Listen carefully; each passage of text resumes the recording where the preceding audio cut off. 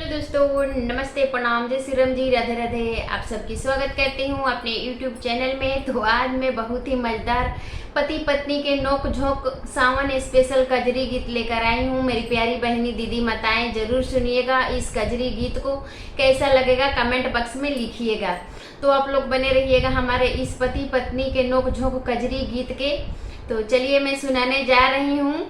आप लोग को अच्छा लगेगा तो लाइक करिएगा, ज़्यादा से ज़्यादा हमारे इस गीत को शेयर करिएगा। चलिए मैं सुनाने जा रही हूँ, आप लोग बने रहिएगा हमारे इस कजरी गीत को। पत्नी लड़ाई कर रही है पति से, तो पति कैसे समझा रहे हैं, आप लोग बने रहिएगा।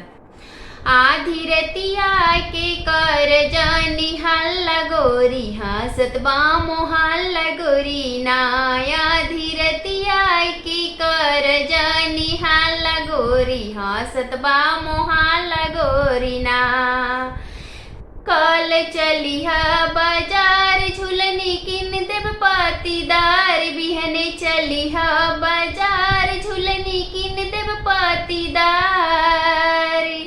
और झुमका किन देव तीन ताला गोरी, हंसत बामो हाला गोरी ना। और झुमका किन देव तीन ताला गोरी, हंसत बामो हाला गोरी ना। आधी रतिया के कर जानी हल्ला गोरी, हंसत बामो हल्ला गोरी ना। आधी रतिया के कर जानी हल्ला गोरी, हंसत बामो हल्ला गोरी ना। पड़े सावन के फुहार मौसम बाटे मजेदार, पड़े सावनी फुहार मौसम बाटे मजेदार। देखा खोल के केवाड़ी के पल्ला गोरी, हंसत बामो हल्ला गोरी ना। देखा खोल के केवाड़ी के पल्ला गोरी, हंसत बामो हल्ला गोरी ना। आधी रतिया की कर जानी हल्ला गोरी, हंसत बामो हल्ला गोरी ना।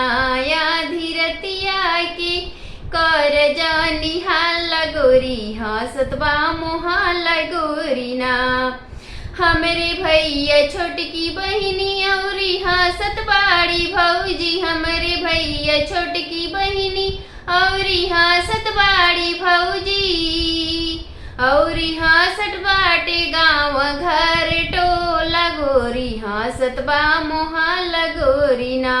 औरी हंसत बाटे गाँव घर टोला गोरी, हंसत बामो हल्ला गोरी ना। आधी रतिया के कर जानी हल्ला गोरी, हंसत बामो हल्ला गोरी ना।